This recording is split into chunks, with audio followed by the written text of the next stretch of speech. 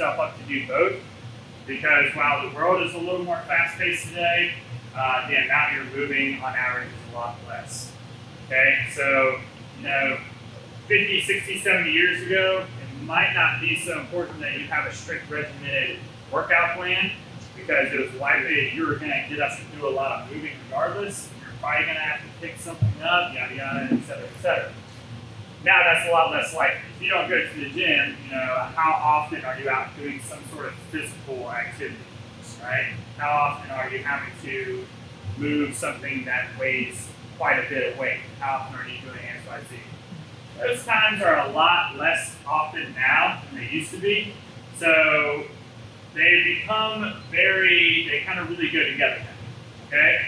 And especially with the way food is now, we have this abundance. We have to be a little bit more mindful of how we're approaching both of those aspects, exercise and nutrition. Okay? So how I like to think of the two, exercise is the catalyst. Okay? You have a burning fire. Okay? Exercise is like every time you exercise, you throw a little bit of gas in the fire. Okay? It's going to burn, it's going to light up, it's going to burn a little bit hotter. Okay? For a brief period of time. Okay? Then it's going to kind of go back to normal. Right?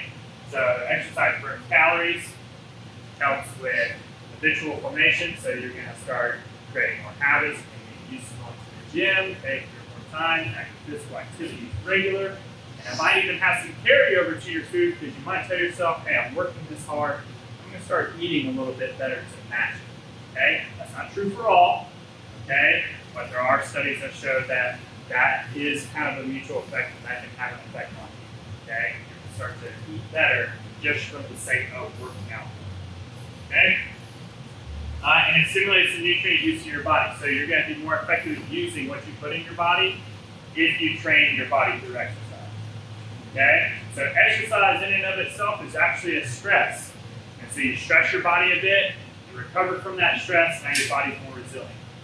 Right? So kind of, for lack of a better term, beating yourself down a little bit in your exercise. I don't mean like going out and completely wrecking yourself day in and day out, but beating yourself down a bit in exercise is exactly what you want, because you'll recover and become more resilient. The same is not true for nutrition.